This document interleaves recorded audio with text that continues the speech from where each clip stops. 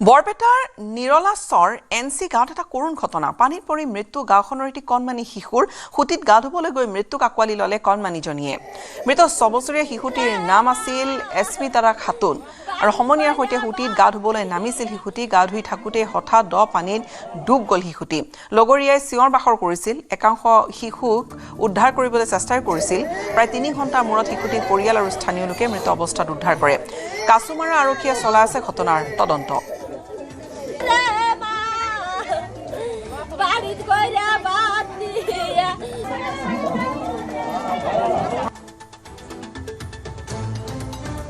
এজন ছোৱালী পানীত পৰি মাৰা গৈছে। কেতিয়া মাৰা গৈছে? 3:03 বজাত। কেনেকৈ মৰিল? লগ বন্ধুৰ লগত গা ধুবলৈ গৈছিল, তাতে পানীত পৰিছে। বয়স কিমান হ'ব ছোৱালীজনী? ছোৱালীজনীৰ বয়স আনুমানিক 6 বছৰমান হ'ব। নাম কি আছিল? নামটো আছিল এস্মিতাৰা, তাৰ দেউতাকৰ নাম আছিল শহীদুল ইছলাম, গাঁওখনৰ নাম আছিল নিৰলাচৰ।